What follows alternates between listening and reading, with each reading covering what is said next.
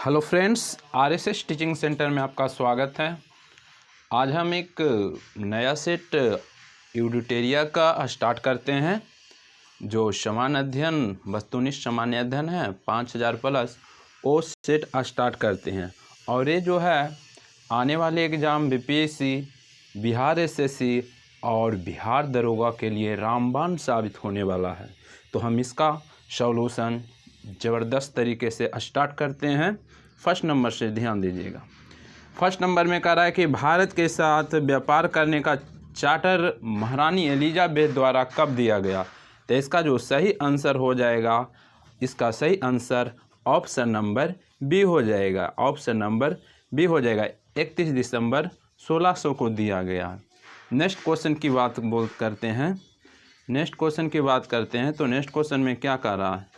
Next question में कह रहा है कि भारतीय राष्ट्रीय कांग्रेस के प्रारंभ से ही उग्र राष्ट्रवादियों का भी वर्ग था, निम्न में से कौन शामिल नहीं है। तो इसका सही आंसर ऑप्शन नंबर सी हो जाएगा, यानी कि गोविंद रानडे शामिल नहीं थे। बाकी जो 3 नेता हैं उग्रवादी राष्ट्रवादी नेता बाल गंगाधर तिलक है, लाला लाजपत राय है और बिपिन चंद्र पाल है। बाल गंगाधर तिलक की बात करेंगे तो भारतीय अशांति के पिता इन्हें कहा जाता है। भारतीय अशांति के पिता बाल गंगाधर तिलक को कहा जाता है। और किसने कहा था तो वैलेंटाइन सिरोल ने यानी कि कहे थे। और बात करते हैं स्वतंत्रता के समय बाल गंगाधर तिलक एक नारा दिए थे कि स्वराज मेरा जन्मसिद्ध अधिकार है और इसे लेकर रहेंगे। क्वेश्चन पूछेगा कि स्वराज मेरा जन्मसिद्ध अधिकार है, किसने कहे थे तो बाल गंगाधर तिलक कहे थे।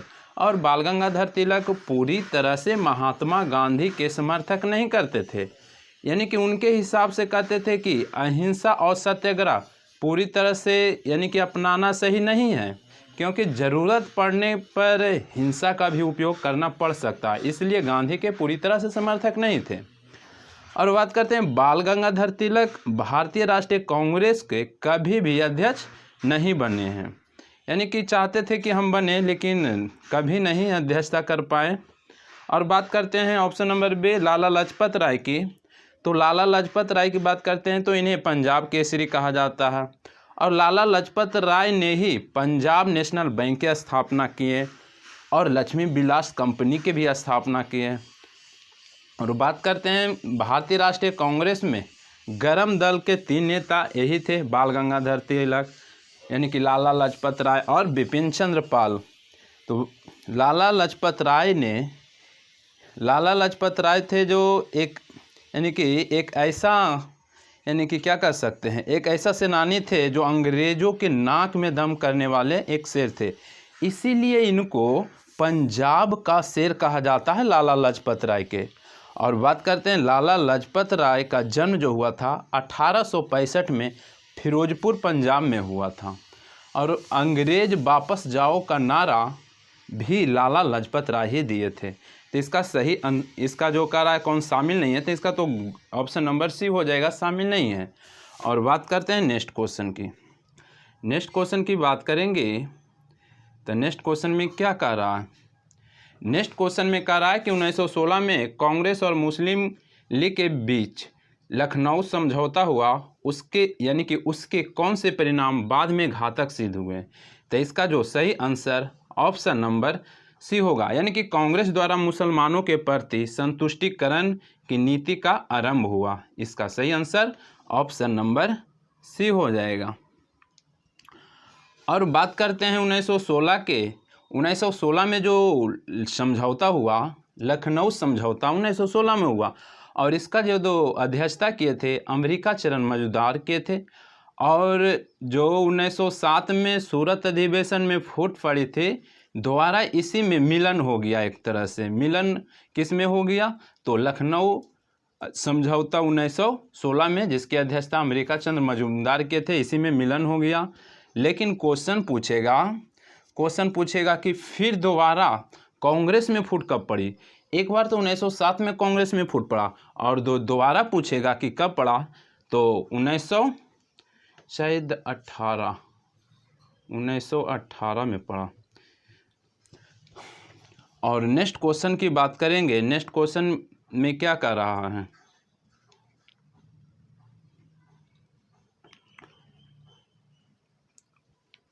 नेक्स्ट क्वेश्चन कर रहा है कि व्यक्तिगत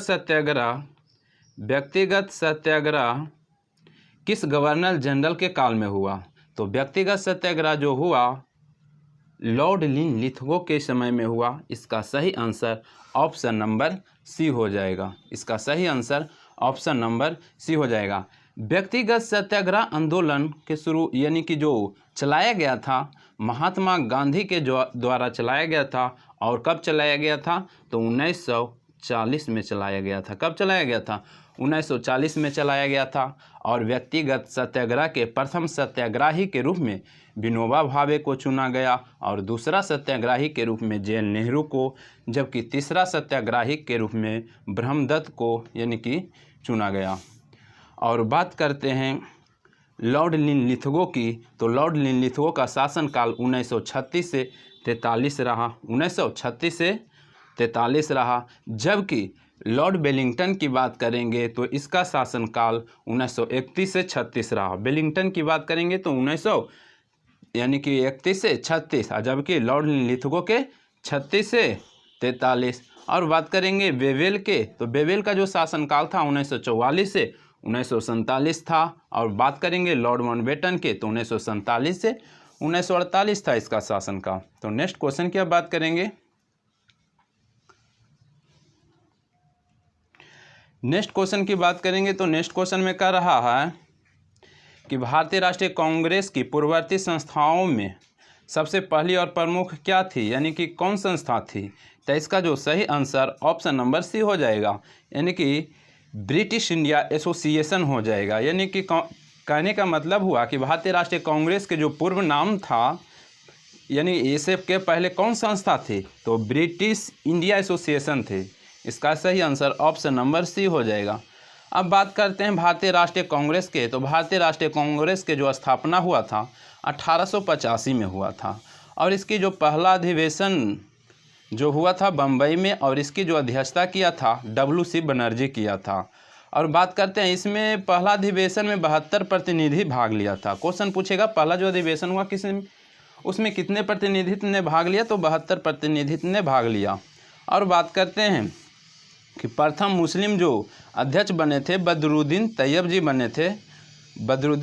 बने थे, यानी कि मद्रास अधिवेशन 1887 में बने थे। क्वेश्चन पूछेगा, यानी कि देखिए यहाँ पर मेन फैक्ट है भारतीय राष्ट्रीय कांग्रेस के क्या क्या पूछ सकता है, हम उसको पूरा डिटेल के साथ, यानी कि पूछेगा कि पहला मुस्लिम अध्यक्ष कौन बने थे, तो मुस्लिम अध्यक्ष बदरुद्दीन तैयब जी। पूछेगा कौन अधिवेशन में, तब बोलिएगा मद्रास अधिवेशन 1887 में। और बोलेगा क्वेश्चन हो सकता है पूछ देगा कि भारतीय राष्ट्रीय कांग्रेस के प्रथम अंग्रेज अध्यक्ष कौन बने थे, तो अंग्रेज अध्यक्ष बोलेगा तो जॉर्ज यूले 1888 के इलाहाबाद अधिवेशन में बने थे। और बात करते हैं, कहेगा कि प्रथम महिला अध्यक्ष कौन बनी थी, तो प्रथम महिला अध्यक्ष एनी बेसेंट 1917 के कोलकाता अधिवेशन में बना था, यानी कि बनी थी। लेकिन क्वेश्चन घुरा के पूछ देगा कि प्रथम भारतीय महिला अध्यक्ष कौन बनी थी, तो सरोजिनी नायडू 1925 के कानपुर अधिवेशन में बनी थी। और बात करेंगे कि पहली बार वंदे मातरम गाया गया, कब गाया गया, तो हम कहेंगे कि 1896 के कलकत्ता अधिवेशन में पहली बार वंदे मातरम गाया गया। और इसकी जो अध्यक्षता रहमतुल्लाह सियानी ने किए थे। और ये जो अधिवेशन था ब्रह्मा अधिवेशन था। और बात हो सकता है पूछेगा कि पहली बार जनगण मन कब गाया गया, तो जनगण मन गाया गया 1911 के कलकत्ता अधिवेशन में। और इसकी जो अध्यक्षता किए थे विष्णु नारायण धर किए थे। और ये जो अधिवेशन था 27वां अधिवेशन था। हो सकता है पूछ दे कि पहली बार स्वराज शब्द का प्रयोग, यानी कि पहली बार स्वराज शब्द का प्रयोग कब किया गया, तो पहली बार स्वराज शब्द का प्रयोग 1906 के कलकत्ता अधिवेशन में किया गया, जिसकी अध्यक्षता दादा भाई नौरोजी ही किए थे। और बात करते हैं, कहेगा कि कांग्रेस का प्रथम विभाजन 1907 के, यानी कि 1907 में ही हुआ था। 1907 में जिसकी अध्यक्षता रासबिहारी घोष किए थे। और बोले थे कि कांग्रेस का दूसरा जो विभाजन हुआ था 1918 में ही हुआ था। 1918 में ही हुआ था, बम्बई अधिवेशन था और इसका जो अध्यक्षता किए थे हसन इमाम किए थे। क्वेश्चन पूछेगा पहला विभाजन कब हुआ कांग्रेस में? पहला विभाजन 1907 में, लेकिन फिर पेचअप हो गया था, यानी कि 1916 के यानी कि लखनऊ अधिवेशन में जो अम्बिका चंद्र मजूमदार अध्यक्षता किए थे उसमें। लेकिन दूसरा बार फिर विभाजन हुआ था 1918 में बम्बई अधिवेशन, जिसकी अध्यक्षता हसन इमाम किए थे। और बात करते हैं कांग्रेस संविधान का निर्माण। क्वेश्चन पूछेगा कांग्रेस संविधान का निर्माण यानी कि कब हुआ? तो 1908 के मद्रास अधिवेशन में हुआ था और इसकी भी अध्यक्षता रास बिहारी घोषे किए थे। लेकिन हो सकता है पूछ दे कि कांग्रेस संविधान परिवर्तन जो हुआ 1920 के नागपुर अधिवेशन में। क्वेश्चन पूछेगा कि कांग्रेस संविधान का निर्माण किस में? तो 1908 के मद्रास अधिवेशन में। लेकिन क्वेश्चन पूछेगा कांग्रेस संविधान में परिवर्तन तो 1920 के नागपुर अधिवेशन में, जिसकी अध्यक्षता किया था सीवी राधा, यानी कि क्या कह सकते हैं उनको, क्या नाम ध्यान नहीं आ रहा है, हाँ राधा, यानी कि कुछ राघवाचारण करके कुछ नाम है। और बात करते हैं मुस्लिम लीग की। जो मुस्लिम लीग से जो समझौता हुआ था 1916 में, अम्बिका चंद्र मजूमदार इसकी तो अध्यक्षता किए थे। और असहयोग का प्रस्ताव यानी कि पास कब हुआ? तो 1920 में, यानी कि कलकत्ता के जो विशेष अधिवेशन हुआ था ना, उसी में असहयोग का प्रस्ताव पास हुआ था, जिसकी अध्यक्षता लाला लाजपत राय किए थे। और सबसे युवा जो अध्यक्ष चुने गए थे अबुल कलाम आज़ाद, ये भी विशेष अधिवेशन में 1923 के विशेष अधिवेशन जो हुआ था दिल्ली में आयोजित हुआ था। सबसे क्वेश्चन पूछेगा सबसे युवा अध्यक्ष कौन बने? तो अबुल कलाम आज़ाद बने।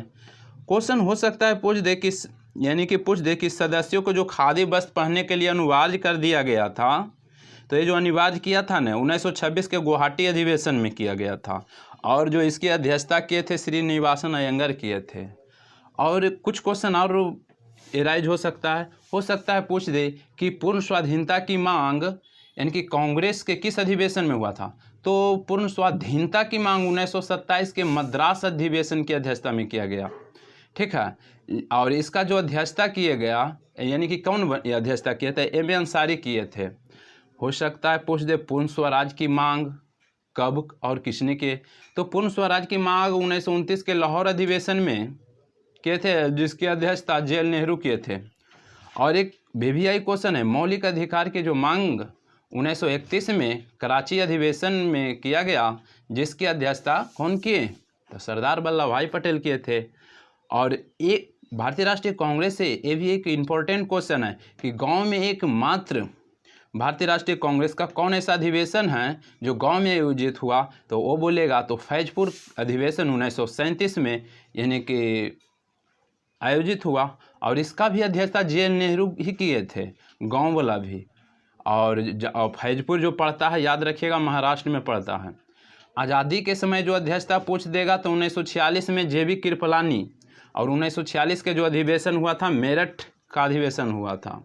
और बात करेंगे डॉक्टर राजेंद्र प्रसाद जो 1947 में दिल्ली में विशेष अधिवेशन की भी अध्यक्षता किए थे। तो इतना क्वेश्चन भारतीय राष्ट्रीय कांग्रेस से था जो बहुत इंपॉर्टेंट था। हम नेक्स्ट क्वेश्चन की अब बात करेंगे। नेक्स्ट क्वेश्चन में क्या कर रहा? नेक्स्ट क्वेश्चन में कह रहा है कि साइमन कमीशन की सिफारिश के संदर्भ में निम्नलिखित में से कौन सा कथन सही है? तो इसका सही आंसर ऑप्शन नंबर कौन हो जाएगा? सी हो जाएगा। सी हो जाएगा, ऑप्शन नंबर सी हो जाएगा। यानी कि इसमें केंद्र में द्विसदन विधायिका के उन्मूलन का सुझाव दिया। साइमन कमीशन के सिफारिश में क्या हुआ? तो इनमें केंद्र में द्विसदन विधायिका का उन्मूलन का सुझाव दिया है ना, तो इसका ऑप्शन नंबर सी हो जाएगा। और बात करेंगे कि साइमन कमीशन का जो गठन हुआ था 1927 में हुआ था, लेकिन भारत जो आया 3 फरवरी 1928 में हुआ। गठन कहेगा तो 27 में, लेकिन भारत जो आया 1928 में आया, 3 फरवरी 1928 में। लेकिन जब भारत में आया तो उसका पूरा जोर विरोध होने लगा। क्यों होने लगा? तो क्योंकि जो ये 7 सदस्य था इसमें एक भी भारतीय नहीं था, सभी यानी कि क्या कह सकते हैं, सभी अंग्रेज था। और अंग्रेज था या कह सकते हैं गोरा था।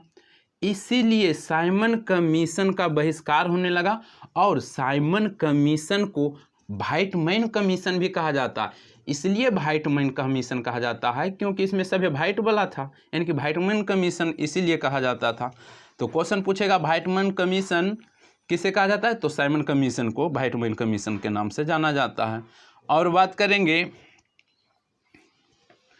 नेक्स्ट क्वेश्चन की, तो नेक्स्ट क्वेश्चन में क्या करा है, 7 नंबर क्वेश्चन, नेक्स्ट क्वेश्चन क्या करा है Dadabhai Naoroji British House of Commons के लिए चुने जाने वाले पहले भारतीय थे। इन्होंने किस पार्टी के टिकट पर चुनाव जीता।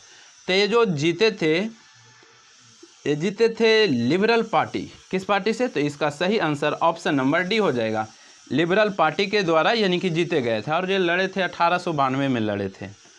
और बात करते हैं इनके द्वारा जो कुछ लिखा गया था, poverty and British rule in India लिखा गया था, यानी कि पॉवर्टी एंड ब्रिटिश, यानी कि poverty and un British rule in India पूछेगा किनके द्वारा लिखा गया था, तो दादा भाई नौरोजी के द्वारा। और बात करते हैं जो दादा भाई नौरोजी भारतीय राष्ट्रीय कांग्रेस के 3 बार अध्यक्षता किए हैं और कब कब किए हैं जो बताते हैं। तो हम बताते हैं कि 1886 में जो अधिवेशन की अध्यक्षता हुआ था, यानी कि अध्यक्षता किए थे दादा भाई नौरोजी किए थे 1886 में, और ये जो अधिवेशन हुआ था कलकत्ता में हुआ था। और उसके बाद दूसरा जो किए थे 1893 में लाहौर में, इसका भी अध्यक्षता दादा भाई नौरोजी किए थे। और जो तीसरा बार किए थे जिसमें पहली बार स्वराज शब्द का प्रयोग हुआ था 1906 में, ये भी कलकत्ता में हुआ था। तो यानी कि कह सकते हैं दादा भाई नौरोजी भारतीय राष्ट्रीय कांग्रेस के 3 बार अध्यक्षता किए थे, 1896 में, 1893 में, 1906 में, यानी कि 1896 कलकत्ता, 1893 लाहौर और 1906 कलकत्ता में। तो 3 बार अध्यक्षता किए हैं। अब बात करते हैं नेक्स्ट क्वेश्चन की। तो नेक्स्ट क्वेश्चन में क्या कर रहा है, नेक्स्ट क्वेश्चन में कह रहा है कि भारत पर हुनों का प्रथम आक्रमण किस शासक के समय में हुआ। तो इसका जो सही आंसर ऑप्शन नंबर सी हो जाएगा, स्कंदगुप्त। अब बात करते हैं ऑप्शन नंबर ए के, समुद्रगुप्त के। तो समुद्रगुप्त का जन्म जो हुआ था 318 ईस्वी में हुआ था। और समुद्रगुप्त को कविराज भी कहा जाता है, यानी कि उनको उपाधि कविराज का मिला है। और भारत का नेपोलियन पूछेगा किन्हें कहा जाता है, तो समुद्रगुप्त को ही कहा जाता। भारत का नेपोलियन समुद्रगुप्त को इसीलिए कहा जाता है क्योंकि उत्तर भारत के 9 राज्य को हराकर अपने में मिला लिए थे और दक्षिण भारत के भी 12 राज्य को जीते थे। लेकिन उसमें मतलब क्या कह सकते हैं, यानी कि सही सुनता का भी उनमें गुण है। तो 12 राज्य जीत गए थे लेकिन इसको नहीं मिलाए थे। तो क्वेश्चन पूछेगा कि भारत का नेपोलियन समुद्रगुप्त को क्यों कहा जाता है, तो क्योंकि यानी कि उत्तर भारत में 9 राज्य को हराए थे और दक्षिण भारत में 12 राज्य को हराए थे। दक्षिण भारत में कितने राज्य को हराए थे, 12 राज्य के, लेकिन अपने साम्राज्य में 9 राज्य को मिलाए थे, दक्षिण वाला अपने साम्राज्य में नहीं मिलाए थे। तो और बात करते हैं कि जो प्रयाग प्रशस्ति का संबंध भी समुद्रगुप्त से है। समुद्रगुप्त के दरबारी कवि हरिसेन। बात करते हैं ऑप्शन नंबर बी के, कुमारगुप्त के, यानी कुमारगुप्त प्रथम के। तो नालंदा विश्वविद्यालय के जो स्थापना किए थे कुमारगुप्त के थे। अब बात करते हैं नेक्स्ट क्वेश्चन की।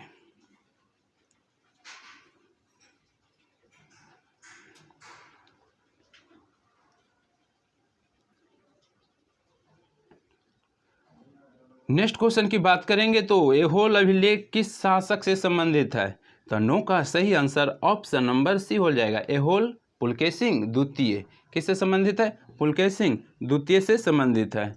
तो हम बात करेंगे यानी कि पुलकेशिन द्वितीय से संबंधित है। और क्वेश्चन हो सकता है पूछ दे इसे कि भारत पर जो हुनों का जो प्रथम आक्रमण हुआ था वो स्कंदगुप्त के समय में हुआ था। ऑप्शन नंबर 1 यानी कि ऑप्शन नंबर 1 पूछेगा स्कंदगुप्त के बारे में। तो यानी कि भारत में जो हुन का आक्रमण हुआ था ना, स्कंदगुप्त के ही समय में हुआ था। और हर्षवर्धन की बात करेंगे तो हेनसांग जो आया था हर्षवर्धन के ही शासनकाल में आया था। 600 कहीं कहीं 27 देता है सही, कहीं कहीं 629 देता है। तो ये जो व्यक्ति आए थे चीन से आए थे, और जब चीन से आ रहे थे तो भारत तक पहुंचने में इनको 1 साल का समय लग गया। क्वेश्चन पूछेगा कितना समय लगा, तो लगभग 1 साल बोलिएगा। और 1 साल में फ्री कपीसा पहुँचे थे। और ह्वेनसांग भारत में कहे मतलब 15 साल यानी कि रहे और फिर 45 में चीन लौटकर चले गए। और बात करते हैं रुद्रदामन की, तो रुद्रदामन का समुद्र यानी कि जूनागढ़ अभिलेख से। तो यहाँ पर ऐहोल अभिलेख के किस शासक से संबंधित है? पुलकेशिन सिंह द्वितीय।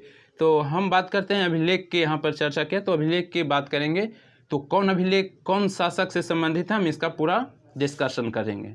तो क्वेश्चन पूछेगा कि हाथी गुफा अभिलेख का संबंध किस शासक से? तो कलिंग राजा खारवेल। हो सकता है पूछे जूनागढ़, तो रुद्रदामन।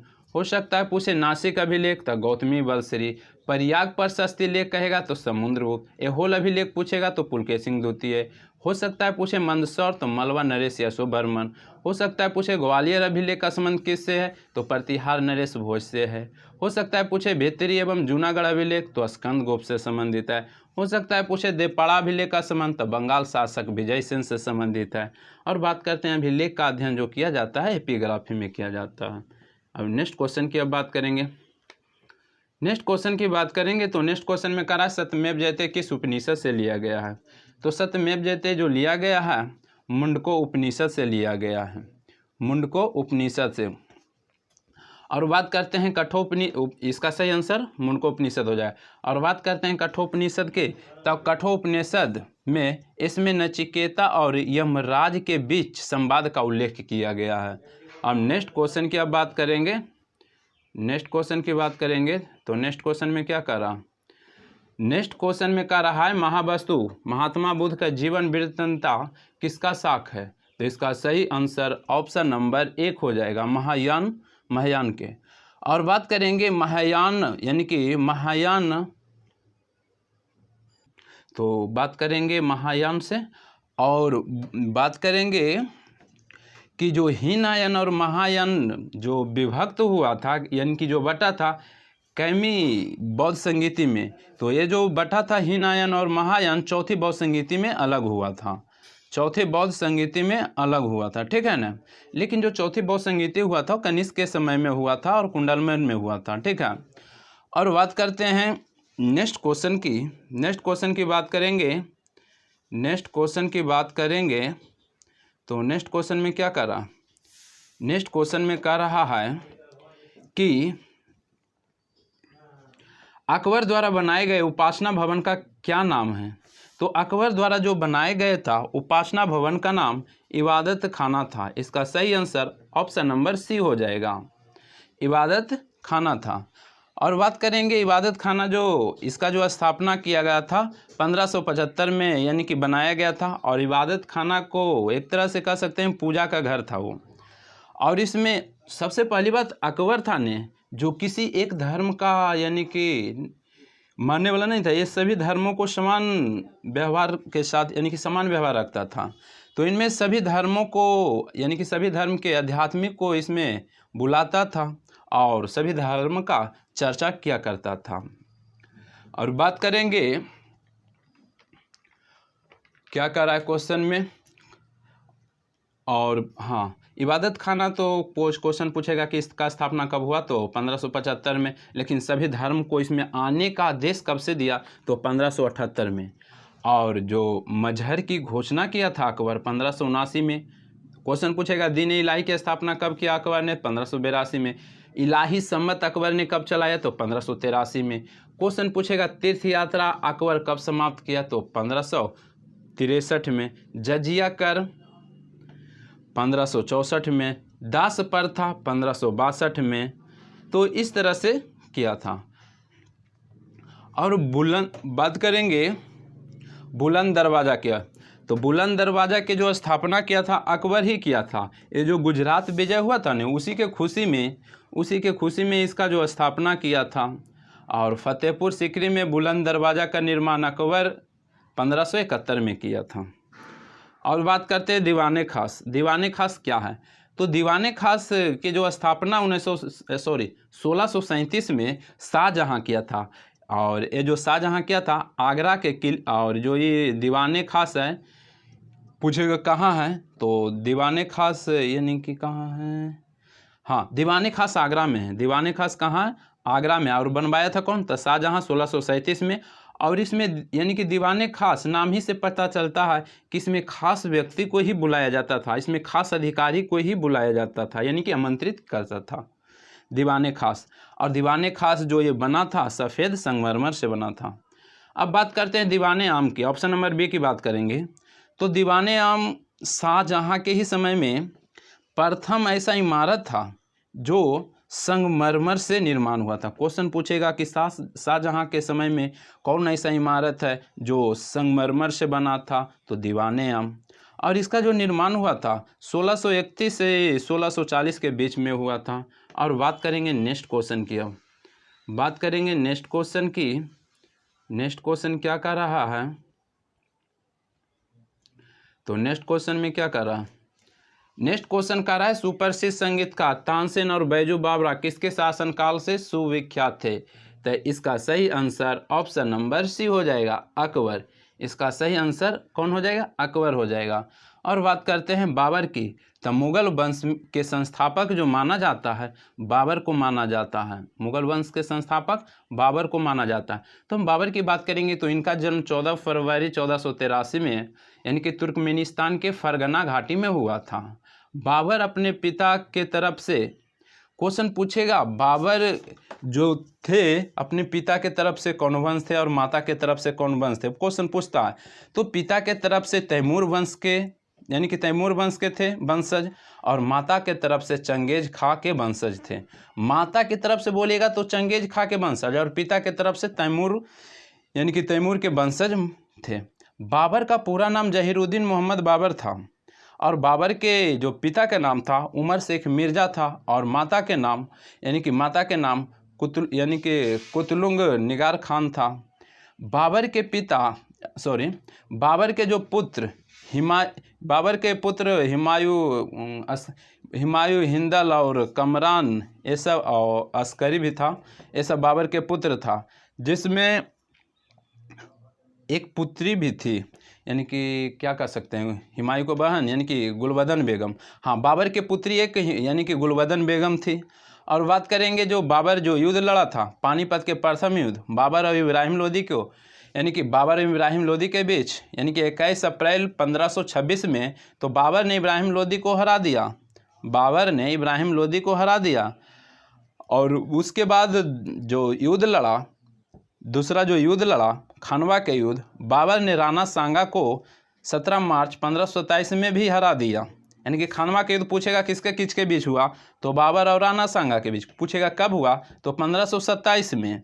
और बात करेंगे चंदेरी के, तो चंदेरी का युद्ध भी बाबर और मेदिनी राय के बीच हुआ, और बाबर ने मेदिनी राय को 29 जनवरी 1528 में हरा दिया।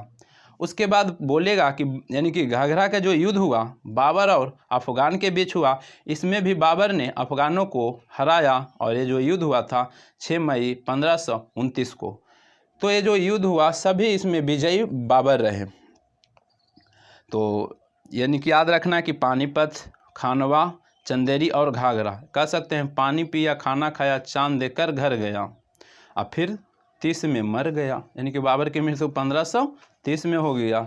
और बात करते हैं बाबर की तो हो गया, अब बात करते हैं हुमायूं के। तो हुमायूं का जन्म 1508 में हुआ था, और हुमायूं 1508 में हुआ था। और जो हुमायूं के द्वारा जैसे में कलिंजर पर आक्रमण 1531 में किया गया, दोहरिया के युद्ध 1532 में लड़ा गया, चुनार व घेरा के जो युद्ध हुआ था 1532 में हुआ था, यानी दोहरिया का युद्ध भी 1532 में हुआ। और चौसा के युद्ध चर्चित क्वेश्चन है 1539 में भी हुआ हुमायूं और शेरशाह के बीच। और बिलग्राम का भी युद्ध 1540 में हुआ। ये सब शेरशाह सूरी लड़े थे, हाँ वो भी लड़े थे, यानी कि हुमायूं लड़े थे, ठीक है ना। और बात करते हैं हुमायूं एक ऐसा शासक था, हुमायूं का अर्थ एक तरह से भाग्यशाली होता है, लेकिन इसका उल्टा इनको पर असर पड़ा था। तो हुमायूं एक ऐसा शासक था जो ज्योतिष पर विश्वास करता था, ज्योतिष पर विश्वास करता था। इस 7 दिन में 7 कपड़ा अलग अलग रंग का पहनता, यानी कि अलग अलग कलर का पहनता था। सोचता था कि 7 दिन में अलग अलग कपड़ा पहनेंगे तो किस दिन मेरा भाग बदल जाएगा, यानी कि कह सकते हैं कि ज्योतिष पर भी विश्वास करता था। यही सोच के अलग अलग कपड़ा पहनता था कि किसी दिन भी भाग बदल जाएगा। और बात करेंगे 1533 में, तो दिन पनाह नगर की जो स्थापना भी हुमायूं किया था। और हुमायूं नामा के रचना गुलबदन बेगम यानी कि हुमायूं की बहन, और हुमायूं की बहन और कहेंगे कि बाबर के पुत्री। और बात करेंगे जहांगीर अकबर का पुत्र था। जहांगीर कौन था? अब जहांगीर की बात करेंगे तो जहांगीर अकबर का पुत्र था। और जहांगीर का जो जन्म हुआ था 1569 में फतेहपुर सिकरी में स्थित शेख सलीम चिश्ती के, यानी कि शेख सलीम चिश्ती जहाँ रहते थे ना, जहाँ पे कुटिया बनाए थे, वहीं पर जन्म यानी कि जहांगीर का हुआ था। अकबर के पुत्र जहांगीर से पहले कई संतानें हुई, लेकिन कोई भी जीवित नहीं रहा, जिसके कारण अकबर बहुत टेंशन में रहता था। जिसके कारण अकबर ने फिर मन्नतें मांगी, यही शेख सलीम चिश्ती के यहाँ। और जब शेख सलीम चिश्ती के यहाँ मन्नतें मांगी तो एक पुत्र वही यानी कि जहांगीर के रूप में जन्म हुआ। तो इसलिए जहांगीर को सलीम के भी नाम से जाना जाता था, क्योंकि अकबर जो मन्नत मांगा था शेख सलीम चिश्ती से मांगा था। इसलिए क्वेश्चन पूछेगा कि शासक को सलीम कहा जाता है, तो जहांगीर। और यानी कि जहांगीर और जहांगीर के जो शासन काल है ना, उसको चित्रकला का स्वर्णयुग कहा जाता है। चित्रकला का स्वर्णयुग कहा जाता है। नेक्स्ट क्वेश्चन की अब बात करेंगे। नेक्स्ट क्वेश्चन की बात करेंगे तो नेक्स्ट क्वेश्चन में क्या कह रहा है कि न्यू कैसल फोर्ट जो दुनिया का सबसे बड़ा कोयला निर्यातक बंदरगाह है, किस देश में है? तो इसका बात करेंगे तो इसका सही आंसर ऑप्शन नंबर बी हो जाएगा, ऑस्ट्रेलिया में है। और बात करेंगे नेक्स्ट क्वेश्चन की। नेक्स्ट क्वेश्चन की बात करेंगे तो नेक्स्ट क्वेश्चन क्या कर रहा है? नेक्स्ट क्वेश्चन कर रहा है देशांतर। देशांतर रेखाओं के संबंध में कौन सही है? तो यह अक्षांश रेखाओं के समानांतर होती है। देशांतर कभी भी अक्षांश रेखा के समानांतर नहीं होगा। इसकी संख्या 180 है, गलत। देशांतर की संख्या 360 है। देशांतर रेखा दूरी को प्रदर्शित करती है, नहीं। और ऑप्शन नंबर डी है, देशांतर के मध्य सर्वाधिक दूरी विषुवत रेखा पर होता है। तो इसका सही आंसर ऑप्शन नंबर डी हो जाएगा। 15 के जो ऑप्शन नंबर डी हो जाएगा। और दो देशांतर के जो बीच के दूरी होता है 111.32 किलोमीटर होता है। अब नेक्स्ट क्वेश्चन की बात करेंगे तो नेक्स्ट क्वेश्चन में क्या कह रहा है? नेक्स्ट क्वेश्चन में क्या कह रहा है? नेक्स्ट क्वेश्चन में कह रहा है कि उत्तर से शुरू कर दक्षिण की ओर नीचे दी गई पहाड़ियों का सही अनुक्रम क्या है? तो इसका सही आंसर ऑप्शन नंबर सी हो जाएगा, नल्ला मल्ला, यानी कि नल्ला मलाई के पहाड़ी, जवादी के पहाड़ी। यानी कि हम उत्तर से दक्षिण की ओर नीचे की ओर जाएंगे, पहाड़ी का क्रम है। यानी कि नल्ला मलाई की पहाड़ी, जवादी की पहाड़ी और नीलगिरी की पहाड़ी, और लास्ट में अन्ना मलाई की पहाड़ी है। लास्ट में कौन है? अन्ना मलाई की पहाड़ी है। तो हम बात करेंगे नल्ला मलाई की पहाड़ी। तो नल्ला मलाई की पहाड़ी आंध्र प्रदेश और तेलंगाना के एरिया में पड़ता है। और बात करेंगे जवादी की पहाड़ी, तो जवादी की पहाड़ी तमिलनाडु में पड़ता है। और बात करेंगे नीलगिरी के पहाड़ी, तो नीलगिरी के पहाड़ी देखिए कर्नाटक और केरल और तमिलनाडु के मेन सेंटर में है, ठीक है। तो जो नीलगिरी की पहाड़ी है कर्नाटक, केरल और तमिलनाडु के बीच में ही है, ठीक है। और बात करेंगे अन्नामलाई के पहाड़ी, तो केरल के इडुक्की जिला में पड़ता है, यानी कि कह सकते हैं अन्नामलाई की पहाड़ी केरल में पड़ता है। और बात करेंगे अन्नामलाई की पहाड़ी सबसे ऊंची, यानी कि अन्नामलाई पहाड़ी के सबसे जो ऊंची चोटी है कौन है? अनायमुडी है। कौन है? अनायमुडी है। और इसका जो कहे मतलब ऊंचाई है 2695 मीटर है। कभी क्वेश्चन पूछता है कि दक्षिण भारत के सबसे ऊंची चोटी कौन है, तो अनायमुडी है। अन्नामलाई पहाड़ी के कौन है? अनायमुडी है, 2695 मीटर है। और बात करेंगे नेक्स्ट क्वेश्चन की। नेक्स्ट क्वेश्चन की बात करेंगे, निम्न में कौन सी नदी अपने मार्ग बदलने के लिए यानी कि प्रख्यात है? तो इसका सही आंसर ऑप्शन नंबर बी हो जाएगा, क्या? कोसी। कोसी नदी यानी कि बिहार का शोक के नाम से भी जाने जाती है कोसी नदी। अब बात करते हैं महानदी के, कुछ नदी के जो सहायक नदी भी पूछता है, तो बात करते हैं महानदी के। तो महानदी के कुछ सहायक नदी है। महानदी के जैसे में सहायक नदी है जोक, तेल, हंसदेव, अरपा, पैरी, हंसदेव। इससे जब ये सब जो है ना सहायक नदी है, तेल कई बार पूछा है कि किसकी सहायक नदी है, तो महानदी के। जोक किसकी सहायक नदी है, महानदी के। हंसदेव किसकी सहायक नदी है, महानदी के। अर्पा किसकी सहायक नदी है, महानदी के। तो इस तरह से ये सब यानी कि सहायक नदी है। बात करते हैं कोसी की, तो कोसी की बात करेंगे तो कोसी के सहायक नदी अरुण हो गया, दूध कोसी हो गया, तामा कोसी हो गया, सुन कोसी हो गया और इंद्रावती हो गया। तो मेन रूप से जो कोसी के सहायक नदी पूछता है, एक अरुण पूछता है, एक दूध कोसी पूछता है, एक इंद्रावती पूछता। क्वेश्चन पूछेगा इंद्रावती किसकी सहायक नदी है, तो कोसी के। और बात करेंगे दामोदर के, ऑप्शन नंबर सी। दामोदर की बात करेंगे तो दामोदर के सहायक नदी बराकर है, कोनार है तथा बोकारो भी नदी है। बोकारो नदी है, एक बोकारो तो स्थान भी है ना, बोकारो नदी भी है, दामोदर की ही सहायक नदी है। अब बात करेंगे तो इसका सही आंसर कौन हो जाएगा, इसका सही आंसर ऑप्शन नंबर बी हो जाएगा। ठीक है, अब नेक्स्ट क्वेश्चन की बात करेंगे। नेक्स्ट क्वेश्चन क्या कर रहा, नेक्स्ट क्वेश्चन कह रहा है किस मृदा यानी कि प्रारूप में लोहे की अतिरिक्त मात्रा होने के कारण अनुवर्तक हो जाती है, तो इसका सही आंसर ऑप्शन नंबर सी हो जाएगा, लेटेराइट। लेटेराइट मिट्टी की बात करेंगे तो इसमें यानी कि लोहा, एल्युमिनियम और चूना की मात्रा अधिक होता है। और लेटेराइट मिट्टी में जो खेती होता है, चाय की खेती होगा, रबड़ की खेती होगा, नारियल की खेती होगा, काजू की खेती होगा। क्वेश्चन पूछता है इस ढंग से कि चाय की खेती किस मिट्टी में, तो लेटेराइट मिट्टी में। यानी कि काजू की खेती किस मिट्टी में, लेटेराइट मिट्टी में। याद रखना लेटेराइट मिट्टी। और जो लेटेराइट मिट्टी होता है ना, उसमें यानी कि मात्रा किसका ज़्यादा होता है, लोहा का मात्रा होता है, उसके बाद एल्युमिनियम का और चूना का भी मात्रा होता है। और जो ईंट का जो निर्माण होता है ना, लेटेराइट मिट्टी का प्रयोग ज़्यादा इसमें होता है।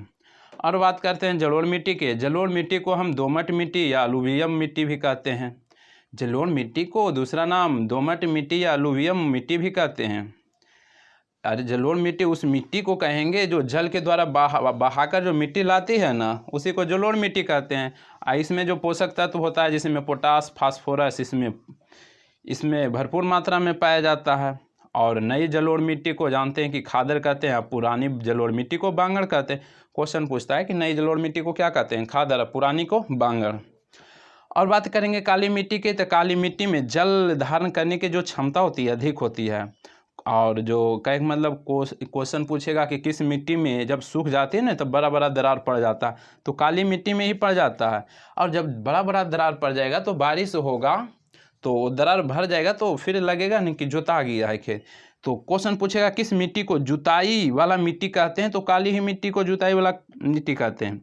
और काली मिट्टी में सबसे ज़्यादा कपास की खेती होती है। और काली मिट्टी के जो एरिया पाया जाएगा, इधर महाराष्ट्र में सबसे ज़्यादा पाया जाएगा, उसके बाद गुजरात में भी पाया जाता है।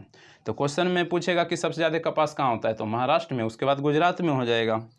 नेक्स्ट क्वेश्चन की बात करेंगे। तो नेक्स्ट क्वेश्चन में क्या कर रहा है, नेक्स्ट क्वेश्चन में कर रहा है क्या, प्रकाश के संबंध में कौन सा कथन सही है, सत्य है, तो इसका सही आंसर ऑप्शन नंबर डी हो जाएगा। यानी कि यह एक विद्युत चुंबकीय तरंग है, सभी हो जाएगा। यह एक कण, यानी कि यह एक कण प्राकृतिक है, यह एक ऊर्जा का रूप है, तो यह यानी कि सभी सही है। और नेक्स्ट क्वेश्चन की बात करेंगे। नेक्स्ट क्वेश्चन में क्या कर रहा है, नेक्स्ट क्वेश्चन में कह रहा है बायोगैस संयंत्र में निम्नलिखित में कौन सी प्रक्रिया होती है, तो इसका सही आंसर ऑप्शन नंबर 1 हो जाएगा, यानी कि किण्वन हो जाएगा। नेक्स्ट क्वेश्चन की अब बात करेंगे। नेक्स्ट क्वेश्चन की बात करेंगे तो नेक्स्ट क्वेश्चन में क्या कर रहा है वर्ग में ऊपर से नीचे की ओर आने पर परमाणु आकार में क्या होगा, यानी कि बोल रहा है ना कि जो पीरियडिक टेबल है, आधुनिक आवर्त सारणी का जो पीरियडिक टेबल है, उसमें वर्ग में ऊपर से नीचे आने पर परमाणु के आकार में क्या होगा, तो इसका सही आंसर ऑप्शन क्या होगा, बढ़ेगा। तो ध्यान दीजिएगा, जब वर्ग में ऊपर से नीचे आइएगा ना तो परमाणु का आकार बढ़ता है, लेकिन क्वेश्चन में बोलेगा, आओ देखिए, सबसे पहले हम मान लेते हैं पीरियडिक टेबल है, ठीक है, हम इसको समझेंगे कि पीरियडिक टेबल है। ऊपर से नीचे आएंगे तो जो परमाणु का आकार है बढ़ेगा, लेकिन यही क्वेश्चन कहेगा कि बाएं से दाएं जाएंगे, बाएं से दाएं इस साइड जाएंगे तो जो परमाणु का आकार है घटेगा, जो इधर बढ़ेगा तो यानी कि बाएं से दाएं जाने पर घटेगा। ठीक है। अब हो सकता है क्वेश्चन पूछ दे कि विद्युत धनात्मक क्या होगा, वर्ग में ऊपर से नीचे आने पर विद्युत धनात्मक क्या होगा, ऊपर से नीचे आने पर, तो ऊपर से नीचे आने पर बढ़ता है। लेकिन यही क्वेश्चन पूछेगा कि बाएं से दाएं जाने पर क्या होगा, तो जो चीज़ इधर बढ़ेगा इधर घटेगा, और इधर बढ़ेगा जो इधर घटेगा, तो इधर बढ़ा तो इधर क्या होगा, बाएं से दाएं जाने पर घटेगा। हो सकता है पूछे कि आयन ऊर्जा क्या होगा, तो कहेगा क्वेश्चन में कि एक वर्ग में ऊपर से नीचे आने पर आयन ऊर्जा भी घटती है, जबकि आयन ऊर्जा नीचे आने पर घटती है, जबकि बाएं से दाएं जाने पर आयन ऊर्जा बढ़ती है। हो सकता है पूछे कि विद्युत यानी कि धनात्मकता तो बढ़ती है, लेकिन हो सकता है पूछे कि विद्युत ऋणात्मकता ऊपर से नीचे आने पर क्या होगा, तो ऊपर से नीचे आने पर विद्युत ऋणात्मकता घटेगा, लेकिन बाएं से दाएं जाने पर बढ़ेगा। हो सकता है पूछे इलेक्ट्रॉन बंधुकता ऊपर से नीचे आने पर क्या होगा, तो ऊपर से नीचे आने पर ये भी घटेगा, जबकि बाएं से दाएं जाने पर बढ़ेगा। तो इससे ज़्यादा क्वेश्चन नहीं पूछेगा ऊपर से नीचे बाएं से दाएं जाने पर। अब बात करते हैं नेक्स्ट क्वेश्चन की।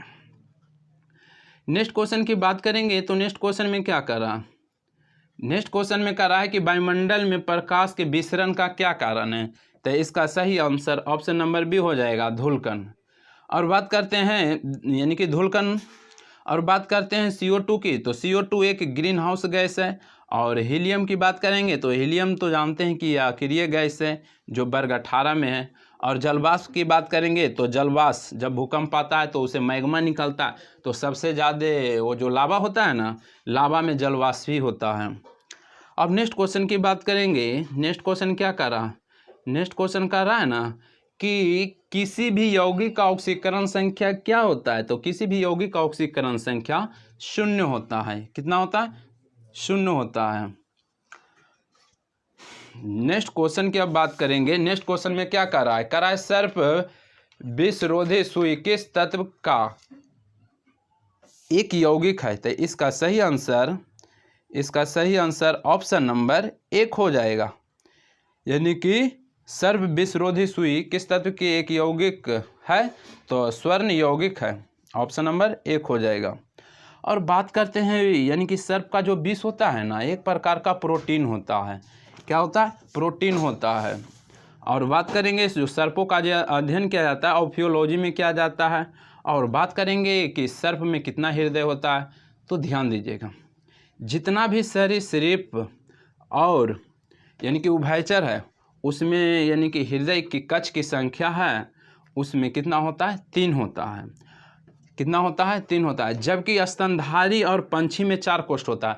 जितना भी स्तनधारी है या पंछी है, क्वेश्चन पूछेगा यानी कि हृदय में कोष्ठों की संख्या कितना, तो 4 हृदय हो जाएगा, ठीक है ना। सबसे ज़्यादा जो कोष्ठ पाया जाता है कॉकरोच में 13 कोष्ठ पाया जाता है। जबकि मछली में बोलेगा तो 2 गो, कॉकरोच में 13 गो, लेकिन बोलेगा क्वेश्चन में कि स्तनधारी और पंछी में 4 गो, बोलेगा सरीसृप और उभयचर में 3 गो, मछली में बोलेगा तो 2 कोष्ठ। लेकिन अपवाद व्हेल एक मछली है जिसमें यानी कि 4 हृदय पाया जाता है, लेकिन याद रखिएगा व्हेल है ना जो स्तनधारी में आएगा, ठीक है ना। और बात करते हैं नेक्स्ट क्वेश्चन की। तो नेक्स्ट क्वेश्चन की हम बात करेंगे तो क्वेश्चन क्या कर रहा, क्वेश्चन बोल रहा है ना कि दाब का विमीय सूत्र क्या होगा, तो इसका सही आंसर ऑप्शन नंबर बी हो जाएगा।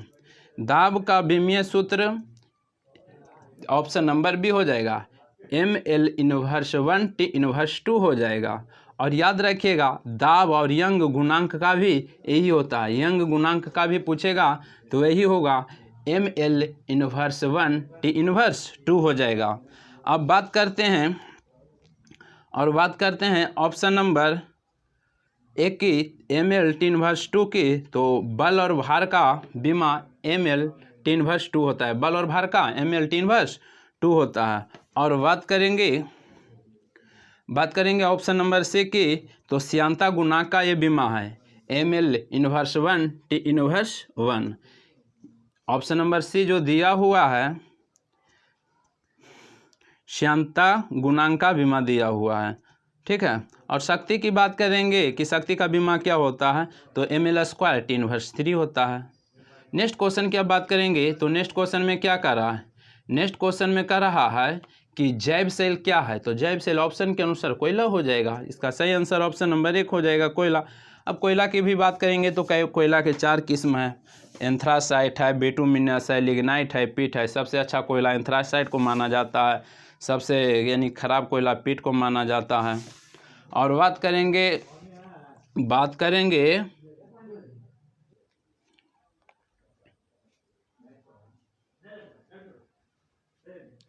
अब बात करते हैं नेक्स्ट क्वेश्चन की। तो नेक्स्ट क्वेश्चन में क्या कर रहा, नेक्स्ट क्वेश्चन में कह रहा है कि यद्यस्थ का संबंध मस्तिष्क के यानी कि निम्न भाग में यानी कि किस भाग से है। तो जो यद्यस्थ है, यद्यस्थ तो जो है सेरेब्रम से है। किससे संबंधित है, सेरेब्रम से। तो इसका सही आंसर ऑप्शन नंबर डी हो जाएगा। अब बात करते हैं मानव के मस्तिष्क का जो सबसे बड़ा भाग सेरेब्रम होता है। मस्तिष्क का 2/3 भाग बड़ा होता है, कह सकते हैं परसेंटेज लीजिएगा तो 66% बड़ा होता है। और बात करते हैं ऑप्शन नंबर ए हाइपोथैलेमस। तो हाइपोथैलेमस का जो कार्य होता है ये भूख, प्यास, इमोशन, फीलिंग, गुस्सा, खुशी यानी कि स्वभाव और शरीर का टेम्परेचर का भी कंट्रोल कौन करता है, हाइपोथैलेमस। और हाइपोथैलेमस को मास्टर ऑफ मास्टर ग्लैंड कहते हैं, यानी कि मास्टर ऑफ मास्टर ग्रंथि भी कहते हैं। क्यों कहते हैं, क्योंकि मास्टर ग्रंथि को भी कंट्रोल करता है। मास्टर ग्रंथि कौन है, पीयूष ग्रंथि। पीयूष ग्रंथि को भी कंट्रोल हाइपोथैलेमस करता है, इसलिए मास्टर ऑफ मास्टर ग्लैंड के नाम से हाइपोथैलेमस को जाना जाता है। लेकिन सिर्फ यही क्वेश्चन पूछेगा मास्टर ग्रंथि तो पीयूष ग्रंथि को कहा जाता है, लेकिन मास्टर ऑफ मास्टर ग्लैंड तो हाइपोथैलेमस को कहा जाता है।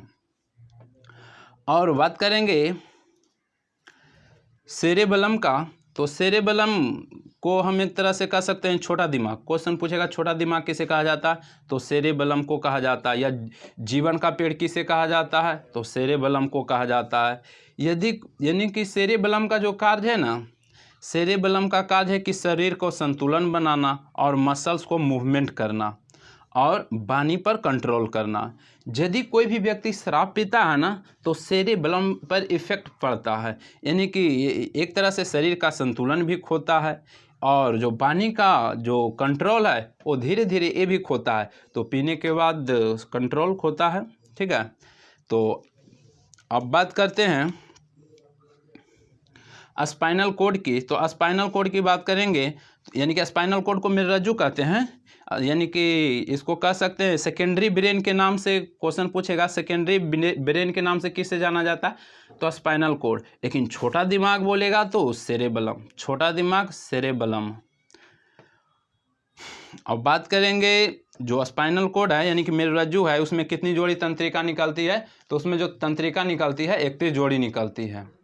तो इसका सही आंसर सेरेब्रम हो जाएगा। नेक्स्ट क्वेश्चन की बात करेंगे, नेक्स्ट क्वेश्चन की बात करेंगे। तो नेक्स्ट क्वेश्चन में क्या कर रहा है, नेक्स्ट क्वेश्चन में कह रहा है कि एक जीवाश्म पंछी का नाम बताइए जो एक पंछी की तरह दिखता है लेकिन सरीसृप के जैसी अन्य विशेषता होती है। तो इसका सही आंसर आर्कियोप्टेरिक्स हो जाएगा, आर्कियोप्टेरिक्स हो जाएगा। इसका मतलब क्या हुआ, इसका मतलब हुआ कि पंछी और सरीसृप के बीच के ही कड़ी को दर्शाता है। क्वेश्चन पूछेगा पंछी और सरीसृप के बीच के कड़ी कौन दर्शाता है, यानी कि देखने पर कभी पंछी के भी कार्य जैसा करेगा और कभी सरीसृप के जैसा कार्य करेगा, तो कौन है, आर्कियोप्टेरिक्स। उसी प्रकार से हम कुछ और जानते हैं, जैसे में सजीव और निर्जीव के बीच की कड़ी विषाणु भी बिहेव करता है सजीव और निर्जीव के बीच की कड़ी। उसी प्रकार से पादप और जंतु के बीच की कड़ी बोलेगा तो यूग्लिना बिहेव करता है, और यूग्लिना को हरा प्रोटोजोआ के नाम से जाना जाता है, और यूग्लिना है प्रोटिस्टा में आ जाएगा। बात करेंगे नेक्स्ट क्वेश्चन की। तो नेक्स्ट क्वेश्चन क्या कर रहा है, नेक्स्ट क्वेश्चन में क्या कर रहा है, नेक्स्ट क्वेश्चन कर रहा है कि मानव शरीर में सर्वाधिक मात्रा में पाए जाने वाला तत्व। सबसे पहली बात ध्यान दीजिएगा, मानव शरीर में सर्वाधिक मात्रा में पाया जाएगा जो क्या पाया जाएगा, ऑक्सीजन पाया जाएगा। ऑक्सीजन जो पाया जाता है कितना पाया जाता है, लगभग 76% पाया जाएगा। कितना, 76%। और बात करेंगे कि यानी कि कार्बन की बात करेंगे तो कार्बन जो पाया जाता है 10.5% पाया जाता है। कितना पाया जाता है, 10.5%। और हाइड्रोजन की बात करेंगे तो 10% पाया जाएगा, और नाइट्रोजन जो पाया जाता है 2.5% पाया जाता है। तो इसमें सबसे ज़्यादा पूछा था ऑक्सीजन हो जाएगा। तो नेक्स्ट क्वेश्चन की अब बात करेंगे। नेक्स्ट क्वेश्चन में क्या करा, नेक्स्ट क्वेश्चन में कर रहा है क्या, करा है कि परिपथ में किन्हीं दो बिंदु के बीच विभवांतर मापने के लिए किसका प्रयोग किया जाता है। तो इसका सही आंसर ऑप्शन नंबर बी हो जाएगा, वोल्टमीटर। वोल्टमीटर। विद्युत धारा अमीटर की बात करेंगे तो विद्युत धारा को यानी कि अमीटर मापता है। नेक्स्ट क्वेश्चन की अब बात करेंगे। नेक्स्ट क्वेश्चन क्या कर रहा, नेक्स्ट क्वेश्चन क्या कह रहा है, नेक्स्ट क्वेश्चन कह रहा है कि आपातकाल के दौरान मौलिक अधिकारों का निलंबन कौन कर सकता है। तो इसका सही आंसर ऑप्शन नंबर सी होगा, भारत के राष्ट्रपति।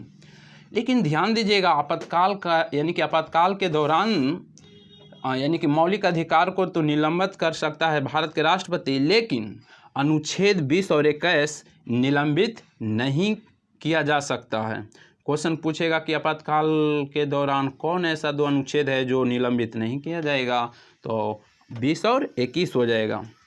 और बात करेंगे संसद की, तो संसद का निर्माण होता पहले कैसे, तो संसद का निर्माण लोकसभा और राज्यसभा और राष्ट्रपति मिलेंगे, तीनों मिलकर संसद का निर्माण होगा। और संसद का वर्णन अनुच्छेद 79 में है, राज्यसभा का वर्णन 80 में है, लोकसभा का वर्णन 81 में है। और बात करेंगे मंत्रिमंडल का, मंत्रिमंडल का उल्लेख 352 में है, मंत्रिमंडल का उल्लेख 352 में है, लेकिन मंत्रिपरिषद का उल्लेख 74 या 75 अनुच्छेद में, 74 या 75 अनुच्छेद में। मंत्रिमंडल बोलेगा तो 352 और मंत्रिपरिषद बोलेगा तो 74, 75। और 352 में शायद राष्ट्रीय आपात है 352 में, और वित्तीय आपात 360 में है। तो मंत्रिमंडल बोलेगा 352, लेकिन मंत्रिपरिषद बोलेगा 74 और 75 अनुच्छेद। अब बात करेंगे नेक्स्ट क्वेश्चन की, नेक्स्ट क्वेश्चन की बात करेंगे। तो नेक्स्ट क्वेश्चन क्या कह रहा है, नेक्स्ट क्वेश्चन में कह रहा है कि प्रकलन समिति के सदस्यों का कार्यकाल कितने वर्ष का होता है। तो जो प्रकलन समिति का सदस्य का कार्यकाल 1 वर्ष का होता है। और जो प्रकलन समिति का कार्य होता क्या है, तो प्रकलन समिति का जो कार्य होता है कि जो सरकार के द्वारा जो धन खर्चा किया जाता है उसका जांच पड़ताल करता है कौन, प्रकलन समिति करता है। और प्रकलन समिति की स्थापना की बात करेंगे तो 1950 में हुआ था। और प्रकलन समिति में सभी 30 सदस्य होते हैं, वो जो सभी लोकसभा से ही होते हैं। और नेक्स्ट क्वेश्चन की अब बात करेंगे, नेक्स्ट क्वेश्चन की बात करेंगे। तो नेक्स्ट क्वेश्चन क्या करा, नेक्स्ट क्वेश्चन में कह रहा है निम्नलिखित में किसके अनुमोदन से भारत की संचित निधि से पैसा निकाला जाता है। तो इसका सही आंसर भारत के संसद हो जाएगा, ऑप्शन नंबर डी हो जाएगा। यानी कि संचित निधि से राष्ट्रपति सोचेगा कि पैसा निकाल ले तो नहीं निकाल पाएगा, संचित निधि से पैसा निकाला जाएगा भारत के संसद के द्वारा, ठीक है। और बात करेंगे संचित निधि का जो वर्णन है 266 के 1 में वर्णन है, जबकि आकस्मिक निधि का वर्णन 267 में है। और राष्ट्रपति चाहेगा कि हम संचित निधि से पैसा निकाल ले तुरंत, तो तुरंत नहीं निकलेगा, भारत के संसद पैसा निकाला जाता है। और राष्ट्रपति या कार्यपालिका के जो अध्यक्ष होते हैं राष्ट्रपति, ये पैसा निकालेला चाहेंगे तो आकस्मिक निधि से यानी कि तुरंत निकाल सकते हैं, या किसी पेंडेमिक आया या कुछ भी आया तो तुरंत आकस्मिक निधि से पैसा निकालेंगे। और आकस्मिक निधि का वर्णन 267 अनुच्छेद में है। और बात करेंगे नेक्स्ट क्वेश्चन की, तो नेक्स्ट क्वेश्चन में क्या कह रहा है, नेक्स्ट क्वेश्चन कह रहा है कि भारतीय संविधान में विधि के समझ क्षमता किस देश के संविधान से लिया गया है। तो इसका सही आंसर ब्रिटेन के संविधान से हो जाएगा, ब्रिटेन के संविधान से। विधि के समझ क्षमता बोलेगा तो ब्रिटेन के संविधान से, लेकिन विधि के द्वारा स्थापित प्रक्रिया बोलेगा तो जापान के द्वारा। क्वेश्चन में बोलेगा भारतीय यानी कि विधि के समझ क्षमता तो ब्रिटेन के संविधान से, लेकिन बोलेगा विधि द्वारा स्थापित प्रक्रिया तो जापान के संविधान से। और बात करते हैं अमेरिका के संविधान से, तो मौलिक अधिकार, न्यायिक पूर्वावलोकन और संविधान की सर्वोच्चता अमेरिका के संविधान से लिया गया, जबकि जर्मनी के संविधान से आपातबंद जर्मनी के संविधान से लिया गया है। अब बात करेंगे नेक्स्ट क्वेश्चन, नेक्स्ट क्वेश्चन की बात करेंगे। तो नेक्स्ट क्वेश्चन क्या कह रहा, नेक्स्ट क्वेश्चन कह रहा है कि संविधान संशोधन की प्रक्रिया संविधान के किस भाग में उल्लेख है किया गया है। तो इसका सही आंसर ऑप्शन नंबर डी हो जाएगा। कौन हो जाएगा, ऑप्शन नंबर डी, संविधान संशोधन अनुच्छेद 20 और भाग 20 अनुच्छेद कहेगा तो 368 हो जाएगा संविधान संशोधन। अब बात करते हैं कि जो यानी कि संविधान संशोधन बोलेगा ना तो भाग बोलेगा तो 20, अनुच्छेद बोलेगा तो 368। और टोटल भागों की संख्या है ना, टोटल भाग की संख्या वर्तमान में तो 25 है, लेकिन पहले कितना भाग था, भाग 22। तो भाग 22 में किसका चर्चा किस में किया गया, थोड़ा सा हम एक बार रिवाइज करते हैं। तो पहला भाग में संघ और उसके क्षेत्र का वर्णन किया गया है, नागरिकता का वर्णन भाग 2 में किया गया है, मूल अधिकार का वर्णन भाग 3 में किया गया है, राज्य के नीति निर्देशक तत्व का वर्णन भाग 4 में किया गया है, मूल कर्तव्य का वर्णन 4 के क में किया गया है, संघ का वर्णन 5 में किया गया है, राज्य का वर्णन 6 में किया गया है। लेकिन संविधान की 7वां संशोधन अधिनियम 1956 के द्वारा निराशित किया गया है। ये जो वर्णन था 7वां में था, लेकिन 8वां में वर्णन यानी कि भाग 8 में संघ राज्य क्षेत्र का वर्णन 8वां में है, पंचायत बोलेगा तो 9वां में है, लेकिन नगर पालिका बोलेगा तो 9 के क में है या 9 के ए में है। बोलेगा अनुसूचित जाति और जनजाति का क्षेत्र 10 में है, अनुसूचित जाति या जनजाति का क्षेत्र बोलेगा तो 10, भाग किस में 10, भाग बोलेगा तो 10। लेकिन यही बोलेगा संघ और राज्यों के बीच संबंध तो भाग 11 में है। बोलेगा वित्त संपत्ति संविदाएं और ये सब का वर्णन तो भाग 12 में है। बोलेगा भारत के राज्य के क्षेत्र के भीतर जो व्यापार होता है यानी कि व्यापार विनिमय जो होता है किस भाग में है तो भाग 13 में हो जाएगा। और संघ और राज्यों के बीच अधीन सेवाएं जैसे में जो यूपीएससी होता है वो स्टेट लेवल पर सॉरी ये तो स्टेट लेवल पर नहीं, ये तो केंद्र लेवल पर है यूपीएससी, और स्टेट लेवल पर बीपीएससी, जैसे बिहार के लिए बीपीएससी हुआ तो इस यूपीएससी बीपीएससी ये सब किस में आएगा, यानी कि संघ और राज्यों के जो अधीन सेवाएँ हैं भाग 14 में आ जाएगा। और 15 के जो यानी कि 14 के क में जो आएगा अधिकरण, 14 के क में भाग 14 के क में कौन है, अधिकरण है। और बात करेंगे निर्वाचन के तो क्वेश्चन पूछेगा निर्वाचन किस कै भाग में, तो भाग 15 में निर्वाचन का वर्णन है। भाग बोलेगा कि 16 में किसका वर्णन है, तो 16 में कुछ वर्गों के लिए विशेष उपबंध है। 17 में बोलेगा तो राजभाषा, क्वेश्चन ये भी है, राजभाषा, राजभाषा किस में है तो 17 में। निर्वाचन बोला था तो 15 में। याद रखिए कि 15 साल के थे निर्वाचन देवे गए थे। और राज्यसभा यानी कि राजभाषा बोलेगा तो राजभाषा का वर्णन 17 में। और अपाद उपबंध बोलेगा किस भाग में तो 18 में। और 19 में प्रकीर्णन है। और 20 में संविधान संशोधन है। 21 की बात करेंगे तो अस्थायी संक्रमणकालीन और विशेष उपबंध है। और 22 की बात करेंगे तो संक्षिप्त नाम और परम हिंदी, ये सब का वर्णन है। तो 22 भागों का है, लेकिन मेन याद रखना है। और नेक्स्ट क्वेश्चन की अब बात करेंगे। नेक्स्ट क्वेश्चन क्या कर रहा है, नेक्स्ट क्वेश्चन क्या कर रहा है, मिलाने के लिए कर रहा है, मिलान के लिए कर रहा है। तो मिलान के लिए कर रहा है कि भाषाओं का उल्लेख, भाषाओं का उल्लेख किस में हो जाएगा तो भाषाओं का उल्लेख 8वीं अनुसूची में हो जाएगा। दल बदल किस में अनुसूची में होगा 10वीं में हो जाएगा। 73वां संविधान संशोधन किस में होगा 11वीं अनुसूची में होगा। भूमि सुधार हो जाएगा, भूमि सुधार 9वीं में हो जाएगा। तो इसका जो सही मिलान कौन हो जाएगा तो ऑप्शन नंबर कौन हो जाएगा, बी हो जाएगा। कौन हो जाएगा जी, बी हो जाएगा। अब नेक्स्ट क्वेश्चन की बात करेंगे। नेक्स्ट क्वेश्चन की बात करेंगे 37 नंबर क्वेश्चन। 37 नंबर क्वेश्चन क्या करा कि 1833 के चार्टर अधिनियम के अंतर्गत प्रथम विधि आयोग का गठन किसकी अध्यक्षता में किया गया, तो इसका सही आंसर ऑप्शन नंबर बी हो जाएगा, लॉर्ड मैकाले की अध्यक्षता में। और लॉर्ड मैकाले की अध्यक्षता में बात करेंगे। लॉर्ड विलियम बेंटिक का शासनकाल 1828 से 1835। और बात करेंगे लॉर्ड मिंटो की तो 1807 से 1813। और नेक्स्ट क्वेश्चन की बात करेंगे, थोड़ा सा तेजी ले चलते हैं, वीडियो बहुत बड़ा हो जाएगा। तो निम्न में से कौन सी औषधि क्रांति या प्याज और झींगा उत्पादन से संबंधित है, तो इसका सही आंसर ऑप्शन नंबर सी हो जाएगा, गुलाबी क्रांति। और लाल क्रांति की बात करेंगे तो मांस और टमाटर से संबंधित है लाल क्रांति। नीली क्रांति से, नीली क्रांति मत्स्य, गोल्डन क्रांति तो आप जानबे करते होंगे। नेक्स्ट क्वेश्चन की बात करेंगे। नेक्स्ट क्वेश्चन की बात करेंगे तो नेक्स्ट क्वेश्चन में क्या कर रहा है, नेक्स्ट क्वेश्चन कर रहा है कि नेक्स्ट क्वेश्चन कर रहा है